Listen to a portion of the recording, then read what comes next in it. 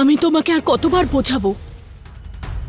এই মানুষগুলো আমাদেরকে একসাথে থাকতে দেবে না। আর কোনো উপায় নেই, যদি আমাদের একসাথে থাকতে হয় তাহলে আমাদের তাড়াতাড়ি বিয়ে করে নিতে হবে। তারপরে আমাদেরকে কেউ আর আলাদা করতে পারবে না। এখন রাখতে হবে ফোনটা, আবার জেগে না যায়।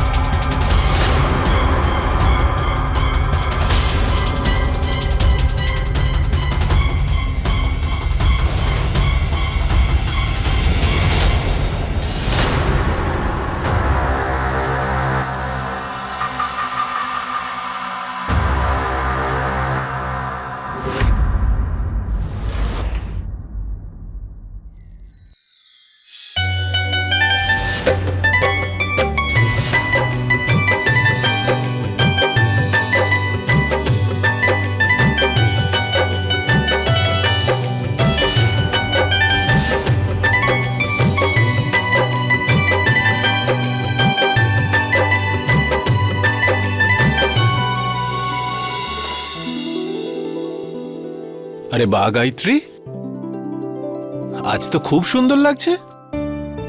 আর এত সেজেছো যে মনে হচ্ছে জামাই বাবা জীবন মেয়েকে নয় তোমাকে নিতে আসছে।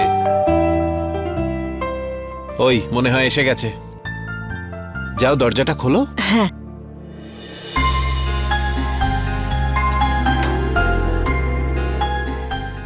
নমস্কার মা।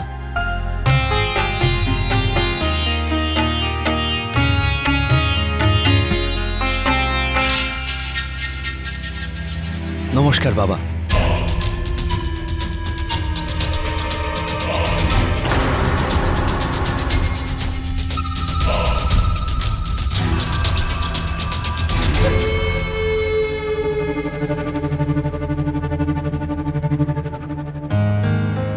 আরে গায়ত্রী, যাও মেয়েকে খবর দাও যে ওরা এসেছে, যাও। হ্যাঁ। আরে দেখো, চলে এসেছে। এতক্ষণে সময় হলো? সকালে ফোন করে বলে 11টার সময় আসবে, কিন্তু দেখো তুমি 1টা বাজিয়ে দিয়েছো। হ্যাঁ, এখানেই তো আসছিলাম। এখানকার ট্রাফিক তো তুমি জানোই, এগোতেই পারছিলাম না। বাহানা। এরম করে না মা, ওকে শান্তিতে আগে বসতে দে একটু। আসা মাত্রই অভিযোগ শুরু করে দিলি। নাও, চা এসে গেছে।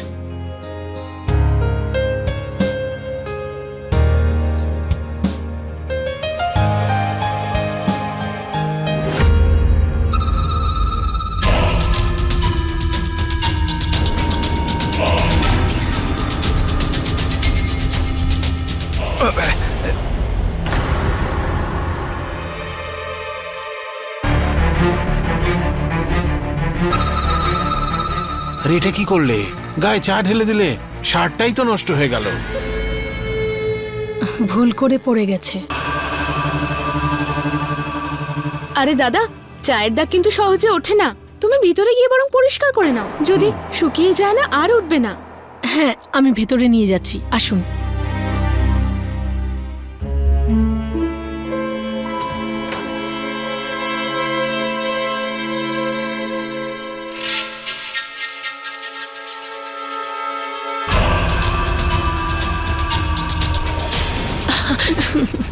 আমাকে ছাড়ো, কেউ দেখে নেবে। যে দেখতে চাই দেখতে দাও না।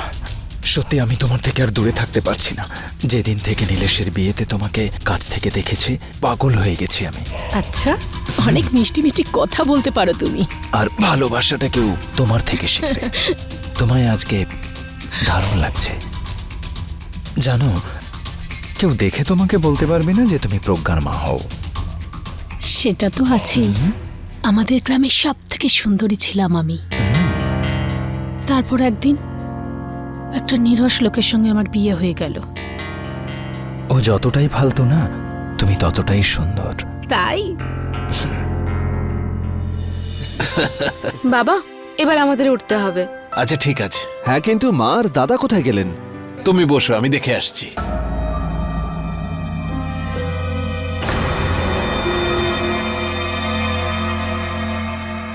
গায়ত্রী, কেউ আসছে, বাইরে বেরোতে হবে, চলো। গায়ত্রী,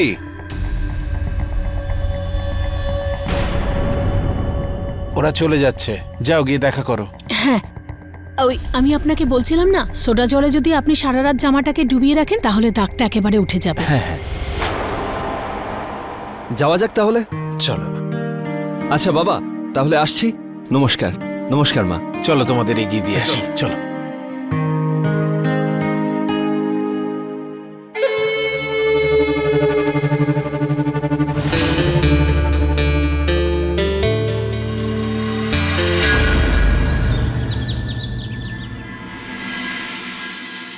গায়ত্রী, আরে ব্যাগ নিয়ে কোথায় যাচ্ছ তুমি? শোনো, রাত্রে অফিস থেকে ফোন এসেছিল, খুব জরুরি একটা কাজে আমাকে দিল্লি যেতে হচ্ছে।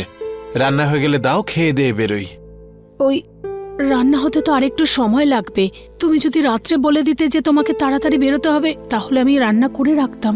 অনেক রাত্রে ফোন এসেছিল তো, তুমি তখন ঘুমিয়ে পড়েছিলে। আর তুমি চিন্তা করো না, বাইরেই তো যাচ্ছি, কিছু না কিছু খেয়ে নেব।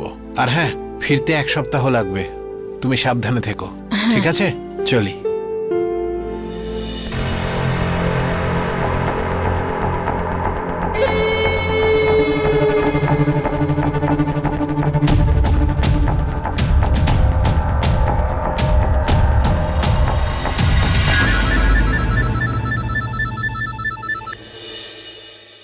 আরে বাবা অঙ্কিত, কোথায় আছিস তুই? আমি খাবার নিয়ে তোর জন্য অপেক্ষা করছি। হ্যাঁ মা, আমি আজকে খাবো না, আমি বন্ধুর বাড়িতে এসেছি, এখানেই খেয়ে নেব। তুমি শুয়ে পড়ো, আমি একটু দেরি করে ফিরবো। ঠিক আছে বাবা। ঠিক আছে, রাখছি।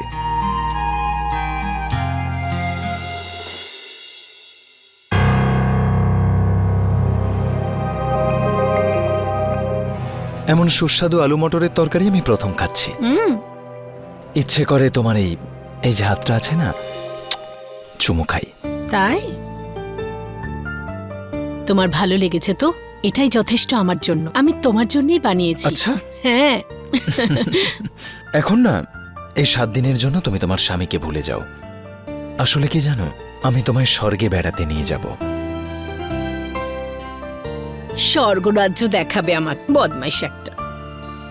একটা কথা বলবো, আমার যে তোমাকে কতটা ভালো লাগে, মানে এমনটা মনে হয় যে পৃথিবীতে তোমার মতো আর দ্বিতীয় কোনো নারী নেই। আচ্ছা, তো তাই মনে হয় তোমার? আমার তো এমনটাই মনে হয়, তবে তোমারটা জানি না। তুমি জানো আমার কিরকম লাগে? কেমন মনে হয়? আমার এটা মনে হচ্ছে যে কি মনে হচ্ছে? যে তুমি হ্যাঁ, তারপর? আমাকে অনেক বেশি মাথায় তুলে দিচ্ছ। আচ্ছা, তো তোমার মনে হয় আমি তোমাকে অনেক বেশি বেশি করে বলছি, এটাই মনে হয় তো? একদম তাই লাগছে।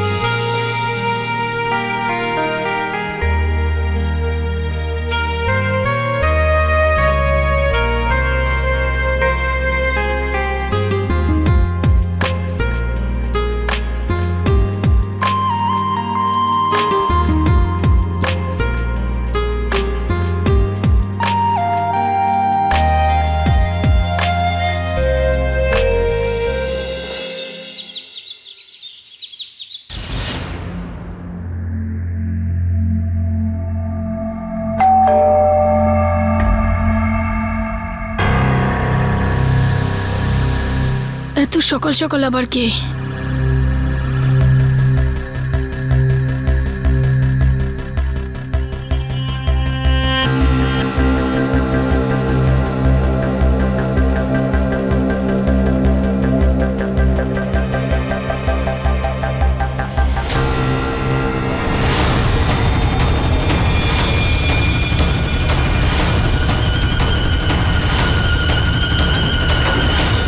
নমস্কার বৌদি। হ্যাঁ নমস্কার দাদা। জিতু দাদা ঘরে আছে? না তো, ও তো দিল্লি গেছে, 1 সপ্তাহ পরে আসবে। আচ্ছা আচ্ছা, কোনো ব্যাপার না। বৌদি, হ্যাঁ, বাড়িতে কেউ এসেছে নাকি? না না তো। না মানে এই জুতো দেখলাম, আমার মনে হলো কেউ এসেছে। ঠিক আছে, কোনো ব্যাপার না। ঠিক আছে, আমি আসছি। নমস্কার। হ্যাঁ, নমস্কার।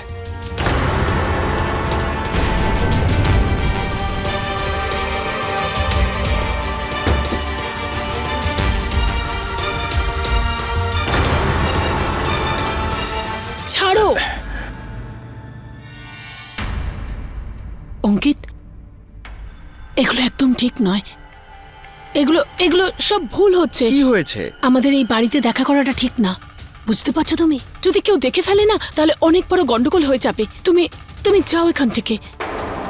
গায়ত্রী, আমি তোমাকে ছাড়া থাকতে পারবো না। এখানে নয়তো অন্য কোথাও, কিন্তু তোমাকে চাই। ভালোবাসি আমি তোমায়। অঙ্কিত, তুমি এখন এখান থেকে যাও।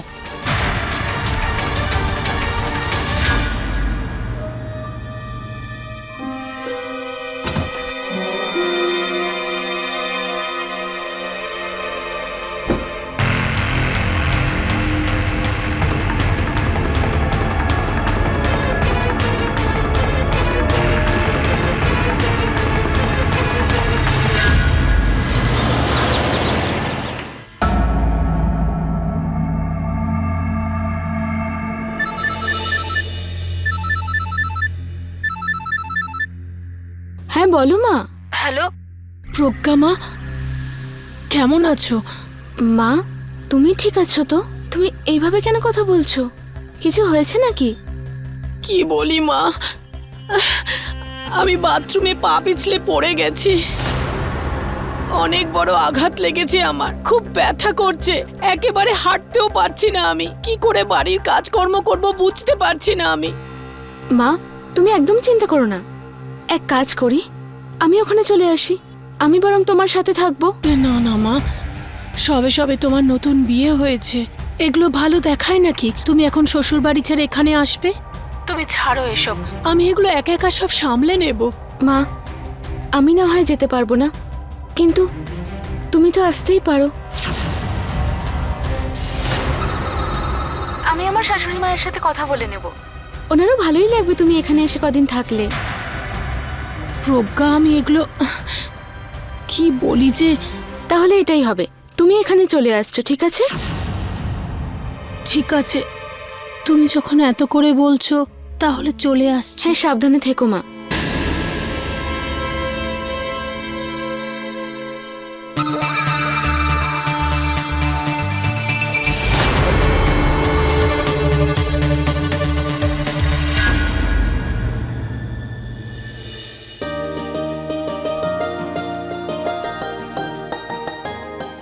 আপনি এত কেন ভাবছিলেন?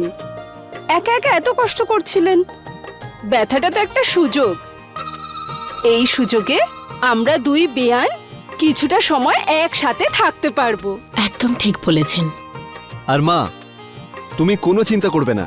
তুমি আমার ঘরে শুয়ে পড়বে, আর আমি অঙ্কিত দাদার ঘরে শুয়ে পড়বো। আরে আমার রুমে না, আসলে অনেক রাত পর্যন্ত আমি গান না শুনলে ঠিক ঘুমোতে পারি না। তাহলে তুমি কিভাবে ঘুমোবে? বোঝো ঠেলা, গান শুনে নাকি রাত্রে? ঠিক আছে, আমি ছাদে শুয়ে পড়বো।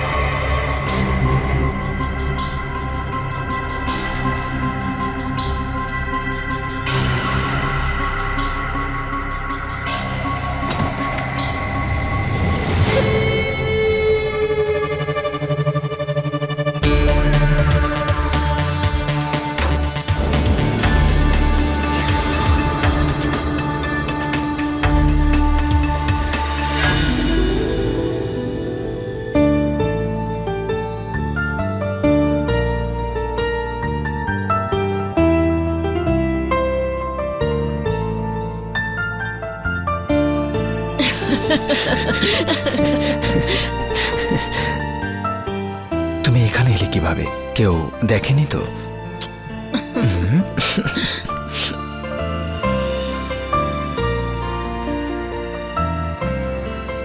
এবার আমার ঘরে যাওয়া উচিত। হুম।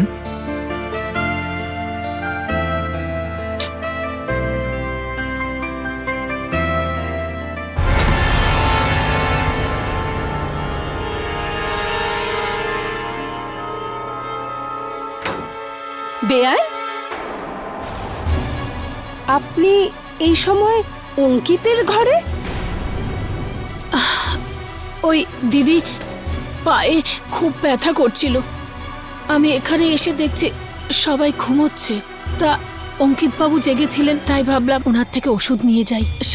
সেই জন্য ওনার থেকে ওষুধ নিয়ে গেলাম।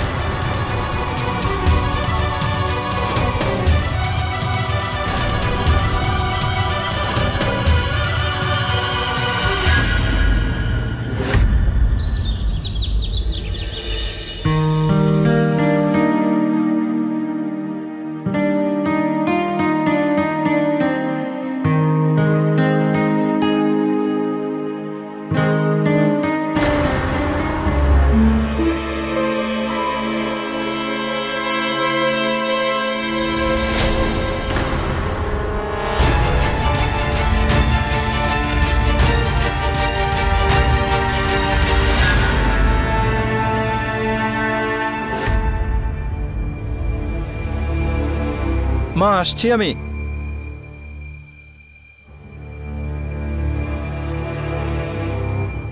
আরে প্রজ্ঞা মা, আমি ডাক্তারের কাছ থেকে আসছি।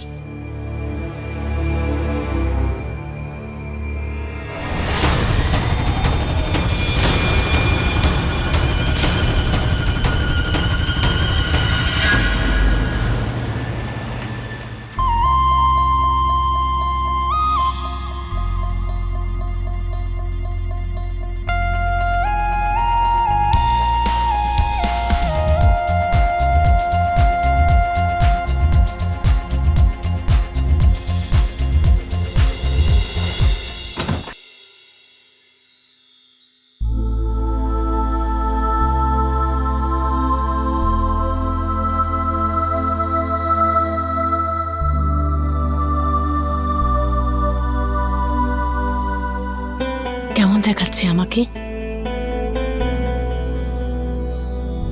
মানে গায়ত্রী, আমি বলার ভাষা খুঁজে পাচ্ছি না। তোমায় সত্যি দারুণ লাগছে। আচ্ছা, আমার গিফট কেমন লেগেছে তোমার? গিফট তো খুব পছন্দ হয়েছে। আর আমি? তুমি?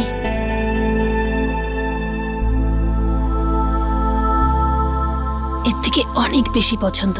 আচ্ছা, আরে মা, তোয়ালেটা দাও।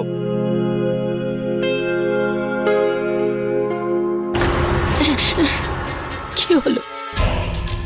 আরে হাত ছাড়ো, কেউ যদি চলে আসে। আসতে দাও না।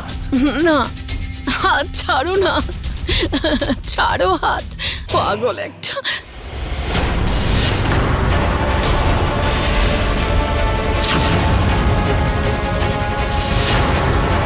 টাওয়াল দিয়ে দিয়েছি আমি।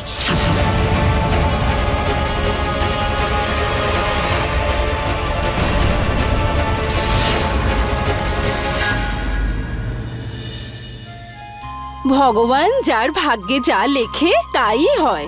এখন নীলেশের ভাগ্যে প্রজ্ঞা লেখা ছিল, তাই হয়ে গেছে, তাই না? আরে বাহ, কিসের আয়োজন হচ্ছে এত? আমিও হেল্প করে দিই। সাহায্য তো আমাকে আপনার করতেই হবে বেয়ান। বড় ছেলের এখনো বিয়ে হয়নি, ওরও তো বিয়ে ঠিক করতে হবে আমাদের।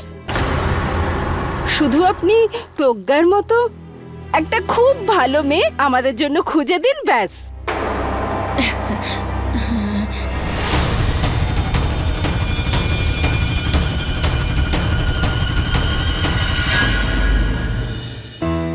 গায়ত্রীর 20 বছরের মেয়ের সবে মাত্র বিয়ে হয়েছিল, কিন্তু গায়ত্রী নিজেই নিজের থেকে 14 বছরের ছোট একটা ছেলের সঙ্গে সম্পর্ক গড়ল। আর সব থেকে অবাক করার বিষয় হলো, এই ছেলেটি অন্য কেউ ছিল না, বরং তার মেয়ের ভাসুর ছিল।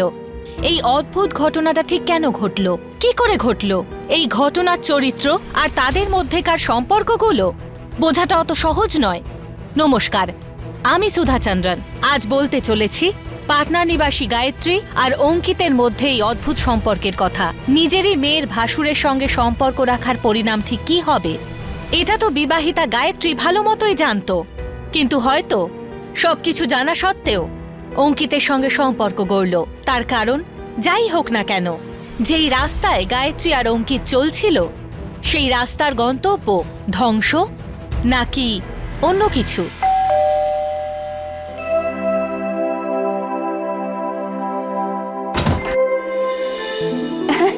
নাইনা,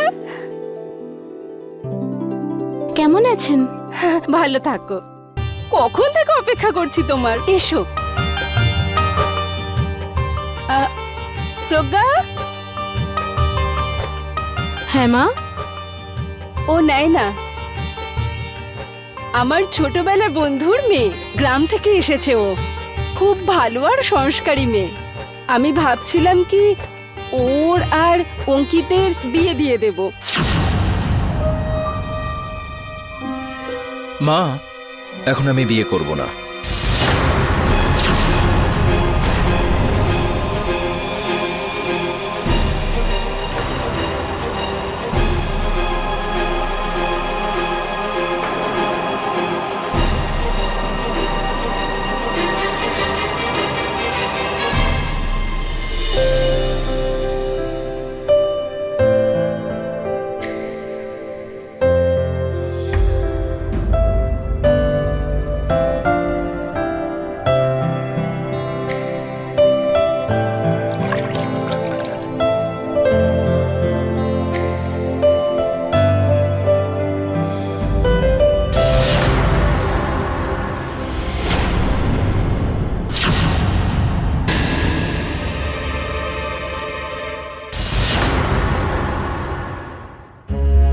আমার হয়ে গেছে।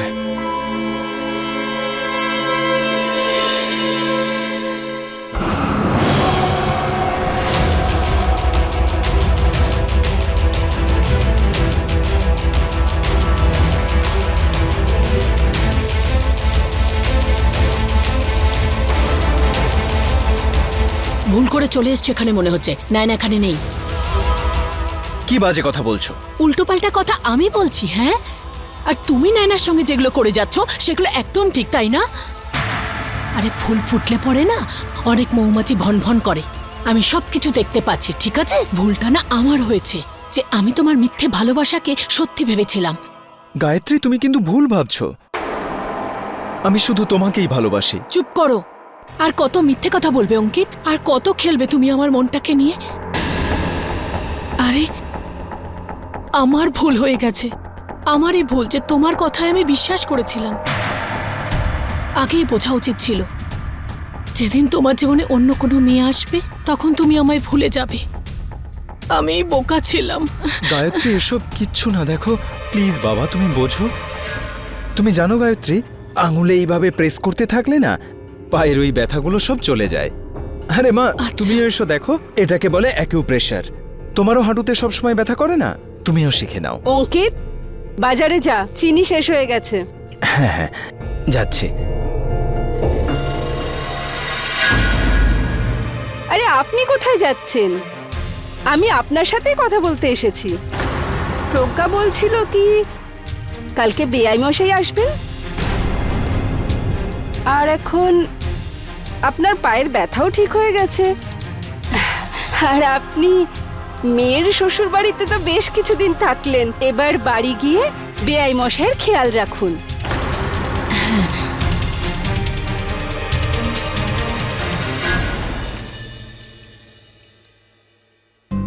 ভালো করেছো তুমি মেয়ের বাড়িতে চলে গিয়ে। এখানে থাকলে আরো সমস্যা হতো। আমাকে আগে জানালে আমি তাড়াতাড়ি চলে আসতাম। এখন তোমায় যদি আমি জানাতাম তাহলে তুমি ব্যস্ত হয়ে যেতে, তারপর তোমার কাজ কর্ম ছেড়ে সব চলে আসতে। আমার কাজের এত চিন্তা যে নিজে কষ্ট পেলে। একটা কথা বলবো গায়ত্রী, এই 7 দিনে তোমায় খুব মনে পড়েছে। খুব মিস করেছি তোমাকে।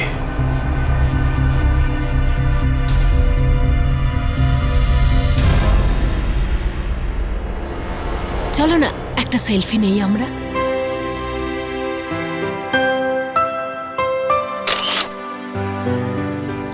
যাও, হাত পা ধুয়ে নাও, আমি খাওয়া রেডি করছি, ঠিক আছে?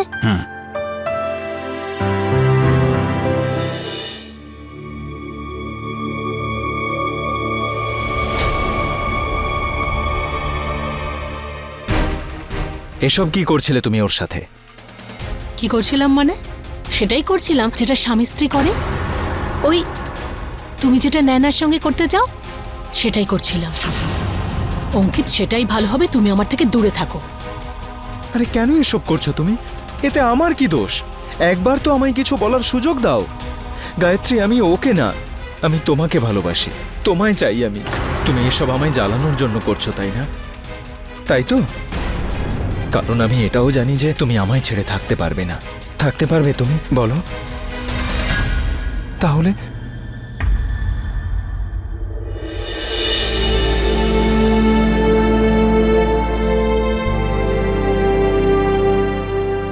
আজ থেকে আমরা না তোমার বাড়িতে দেখা করব না আমার বাড়িতে। আমি তোমায় একটা মেসেজ টেক্সট করছি, সেখানেই দেখা করব। এখন তুমি যাও।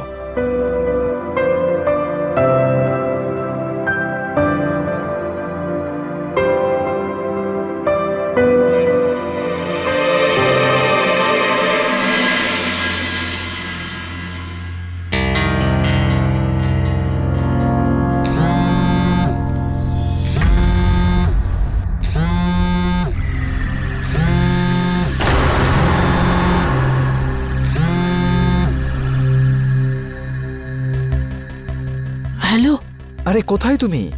আমি কখন থেকে তোমার জন্য অপেক্ষা করছি। আরে আসছি তো বাবা, এত সহজ ব্যাপার নয় বাড়ি থেকে বেরোনো। তার উপর উনিও আজকে বাড়িতে আছেন। আমি দেখছি, আমি 1টার মধ্যে পৌঁছে যাব। 1টার সময়? রাখো এখন।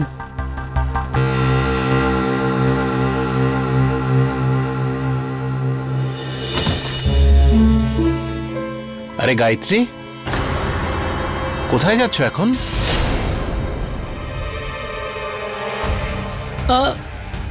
ওই চোখের ডাক্তারের কাছে যাচ্ছি আমি। আজকে অ্যাপয়েন্টমেন্ট নেওয়া আছে না। কি হয়েছে তোমার চোখে? আমায় বলনি তো? না, তেমন কিছু নয়। ওই আজকাল একটু কাছের জিনিস একটু কম দেখতে পাই। চলো আমি নিয়ে যাচ্ছি। আরে না না না, মানে আমি বলছি যে তুমি তোমার কাজ শেষ করো না, কেন চিন্তা করছো? আমি চলে যেতে পারবো। শোনো গায়ত্রী, বাইরে খুব রোদ্দুর উঠেছে, তুমি এক কাজ করো, আমার সঙ্গে গাড়িতে চলো। চলো, আমি গাড়ি বার করছি। আরে শোনো না, ওই দেখো না, আমি কেমন ভুলে যাই। এক্ষুনি মনে পড়লো, ওই ডাক্তার বলছিল যে পরের সপ্তাহে আসতে।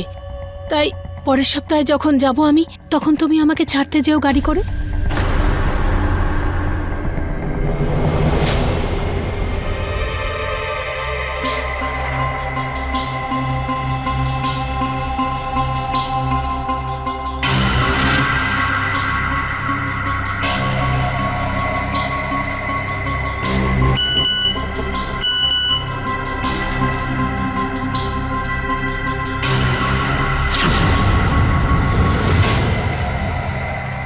আমরা সবাই বাইরে যাচ্ছি, অঙ্কিত ঘরে একা আছে। তোমাকে যে কাজটা দিয়েছি না, একদম ঠিক করে করবে। আমি সব ব্যবস্থা করে দিয়েছি। হ্যাঁ, ঠিক 2 ঘন্টা পরে চলে আসবে। আমিও দেখছি। চলো মা। হ্যাঁ চলো।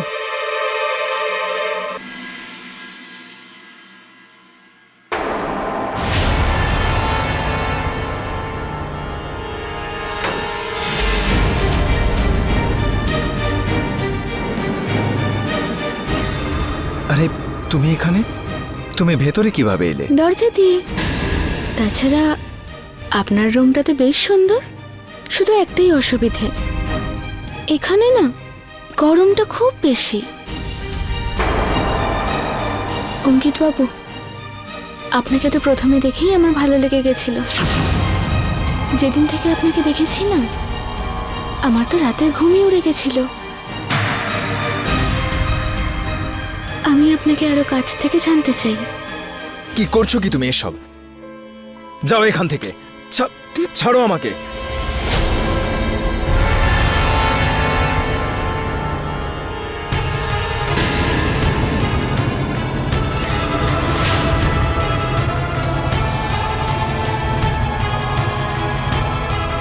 কি করছোটা কি তুমি? যাও এখান থেকে।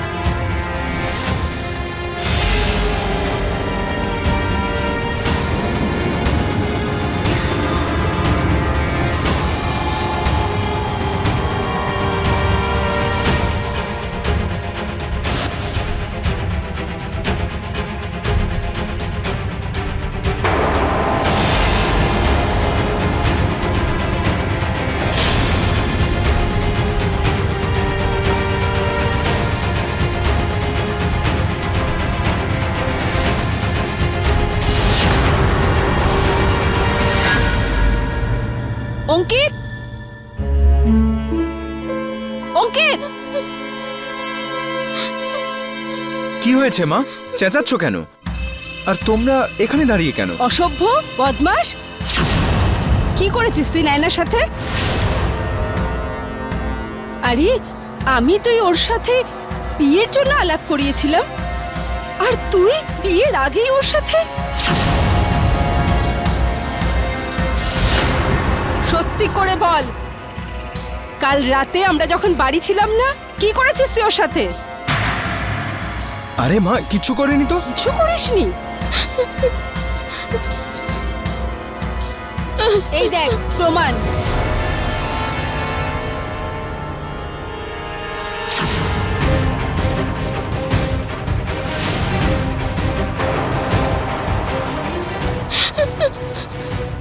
আন্টি, কেউ যদি জানতে পারে যে অঙ্কিত আমার সাথে, এখন অঙ্কিত আমায় বিয়ে না করলে কে বিয়ে করবে? আর অন্য কেউ কেন? অঙ্কিতই করবে। ও ভুল করেছে, আমি ঠিক করে দেব। তোমার অঙ্কিতের সাথে এখানেই বিয়ে হবে, আর এই বাড়িতেই হবে।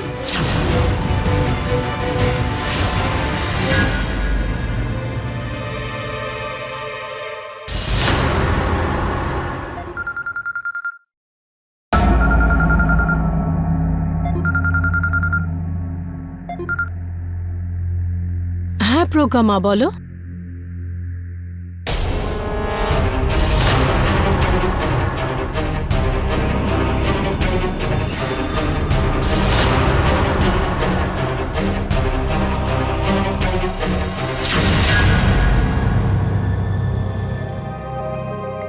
শোনো, এসব কি করছো তুমি? হ্যাঁ, তুমি এসব কবে থেকে আবার খাও? মদ? আমি কোথায় মদ খাচ্ছি? মদই তো আসলে আমাকে খাচ্ছে। আর তাছাড়া গায়ত্রী, যে মানুষের বউ তাকে লুকিয়ে অন্য একটা ছেলের সঙ্গে প্রেম করে, সে মদ খাবে না তো আর কি খাবে? হ্যাঁ,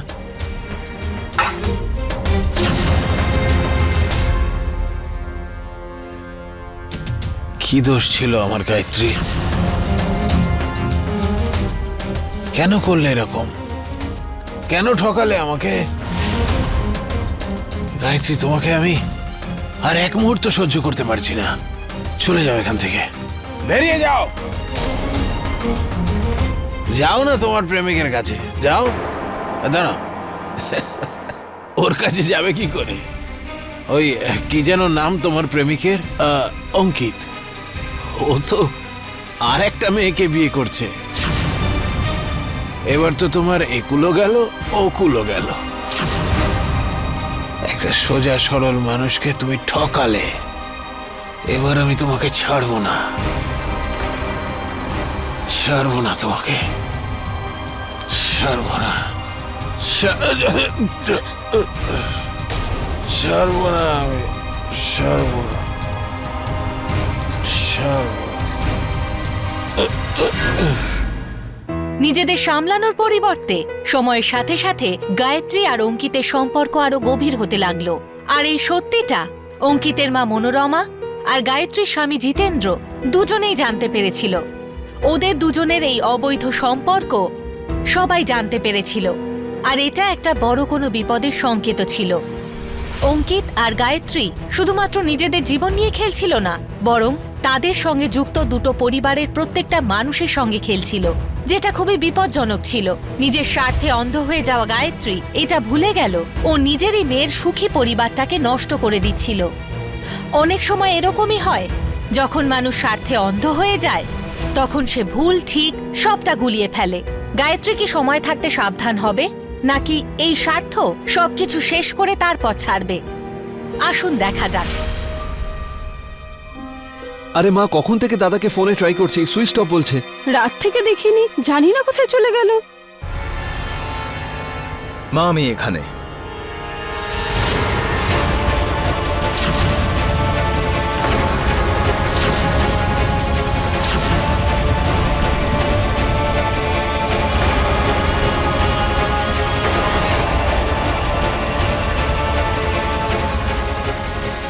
এসব কি? তুমি চাইছিলে তো যে আমি বিয়ে করি, করে নিয়েছি। বিয়ে করেছিস? কার সাথে?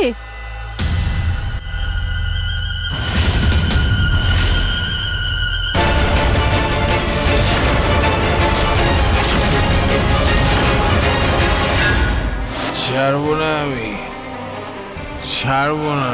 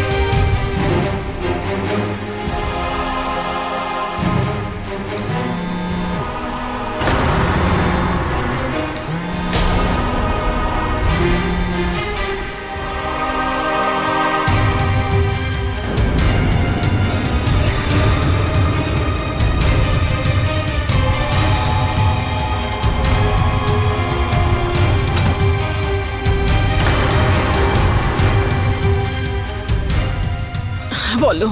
গায়ত্রী, মা আমার একেবারে পেছনে পড়ে আছে। এই সবাই মিলে আমাকে বিয়ে দিতে চাইছে নয়নার সাথে।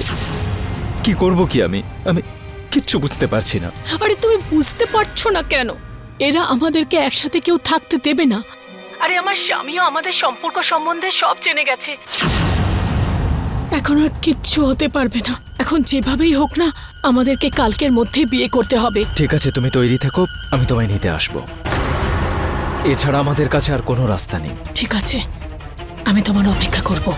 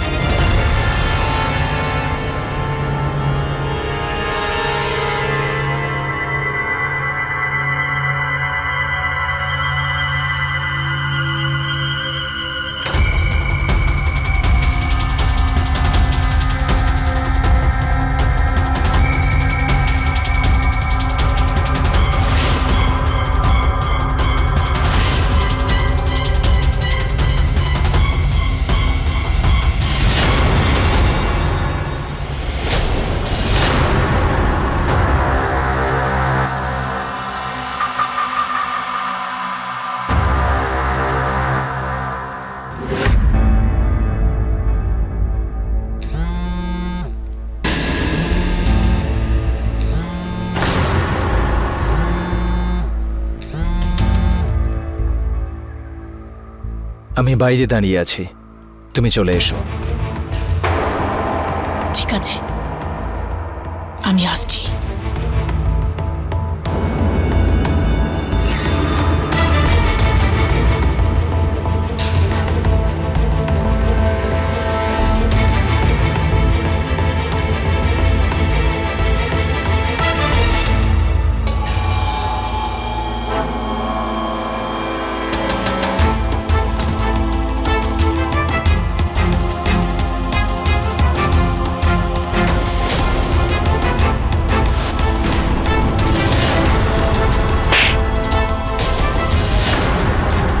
আজ তুই অসভ্যতামি শেষ পর্যায়ে চলে গেছিস। আরে এই মহিলার প্রেমে এতটা পাগল হয়ে গেলি, সব সম্পর্কের সব মর্যাদা ভুলে গেলি। আর তুমি কি নির্লজ্জ মহিলা তুমি! আমি জেনে শুনেও তোমার সব কথা কাউকে কখনো বলিনি, কিন্তু আজ এতটা নিচে নেমে গেছো যে এ তোমার নিজের মেয়ের বয়সী হবে, আর তুমি ওকে স্বামী বানিয়ে ফেললে। ছি! মা, এইসব কবে থেকে চলছে? তোমার একটু লজ্জা লাগলো না এইসব করতে? তুমি শুধু বাবাকেই নয়, বরং আমাদের সকলকে ঠকিয়েছো। তুমি বিয়ের মতো একটা পবিত্র সম্পর্ককে মাটিতে মিশিয়ে দিয়েছো। তোমাকে এখন মা বলে ডাকতেও আমার ঘেন্না লাগছে। আমি ভাবতেই পারছি না তুমি এটা করতে পারো। উনি আমার মায়ের বয়সী, আর তোমারও। তুমি একবারও ভাবলে না এগুলো করার আগে? গায়ত্রীর পুরো অধিকার আছে তার জীবনের সিদ্ধান্ত নেয়ার। সেই জন্য আমরা এই সিদ্ধান্তটা নিয়েছি, আমরা এবার একসাথেই থাকবো। এসব কি উল্টোপাল্টা বলছো? ছেলেটার প্রেমে অন্ধ হয়ে গেছো, সব ভুলে গেছো। কিন্তু এটা ভুলে যেও না, তুমি এখনো আমার স্ত্রী। তুমি দুটো পরিবারের সম্মান ধুলোয় মিশিয়ে দিয়েছো। মনে হচ্ছে দৃষ্টিশক্তি হারিয়ে গেছে তোমার। দেখতে পাচ্ছ না তুমি? তোমার নামে সিঁদুরটা আমি কখন মুছে ফেলেছি, আর গলার মঙ্গলসূত্র অনেক আগেই ছুঁড়ে ফেলে দিয়েছি। আর যদি একই কাজ বাবা করতো তখন? যদি তুমি থাকতে, বাবা অন্য কারোর সাথে সম্পর্কে থাকতো, জীবনের এই পর্যায়ে এসে তোমাকে ছেড়ে অন্য কারোর সাথে সংসার করতো, তাহলে তুমি কি সহ্য করতে? করতে না তো। যখন অন্য কেউ ভুল করে তখন সম্পর্ক, ভালোবাসা এইসব কিছুর অজুহাত দেওয়া হয়, আর যখন ভুলটা নিজের দিক থেকে হয়, অধিকারের বাহানা। স্বার্থপর মহিলা, তুমি না ক্ষমার যোগ্য নও, শাস্তির যোগ্য। এই যে কথাগুলো তোমরা দুজন বলছো, এগুলো সব সিনেমার কথা, সত্যি নয়। পাপের ঘোড়া পূর্ণ করে বসে আছো তোমরা, আর তোমাদের জন্য এই সব সম্পর্ক, সবকিছু জ্বলে পুড়ে ছারখার হয়ে গেছে। সবকিছু শেষ করে দিয়েছো তোমরা, সবকিছু। গায়ত্রী, এটা ঠিক করনি তুমি। সম্পর্কের মর্যাদা রাখতে পারোনি তুমি। কিন্তু এটা ভুলো না যে সমাজ আজও কিছু নিয়ম মেনে চলে। বিবাহিতা হওয়া সত্ত্বেও একটা পরপুরুষকে বিয়ে করেছো তুমি। আমি তোমাদের দুজনের কীর্তিকলাপ সবকিছু পুলিশকে জানিয়েছি প্রমাণ সহ।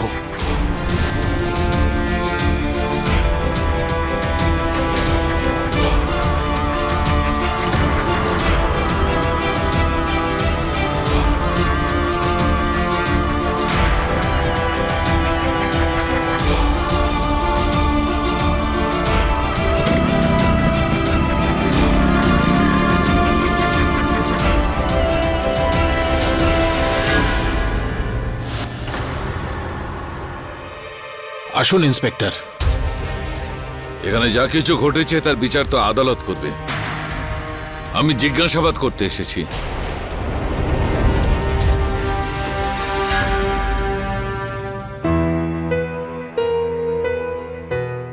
স্বামী থাকতে অন্য এক পুরুষের প্রতি আকর্ষিত হওয়া এবং তাকে বিয়ে করা, গায়ত্রী যা কিছু করেছে সেটা অপরাধযোগ্য। সব জায়গাতেই সম্পর্কের একটা সম্মানবোধ থাকে বা মর্যাদা থাকে, যেটা ভাঙার কথা আমাদের মনেও আসা উচিত না।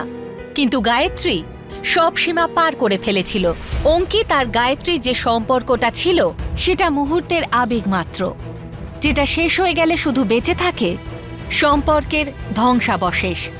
যতক্ষণে গায়ত্রী বুঝতে পারবে ওর কাছে না স্বামী থাকবে, না মেয়ে, আর না ওর পরিবার, প্রজ্ঞা, তার বাবা এবং মনোরমারও এই বিষয়টা থেকে বেরোতে অনেকটা সময় লাগবে। এই ঘটনার দ্বারা সব সম্পর্কেই একটা আঘাত এসেছে। আর অন্যদিকে সবকিছু ঠিক হয়ে গেলেও এই সম্পর্কগুলো হয়তো আর আগের মতো হতে পারবে না। কোনো ভুল কাজ, ভুল সিদ্ধান্ত বা ভুল সম্পর্ক সঠিক গন্তব্যে পৌঁছতে পারে না। এটা সব সময় আমাদের মনে রাখা উচিত। এরই সাথে আমি সুধা চন্দ্রন আজ বিদায় নিচ্ছি। আপনাদের সাথে আবার দেখা হবে এমন এক সত্যি, অজানা এবং অবাক করে দেওয়ার মতো একটা ঘটনার সঙ্গে।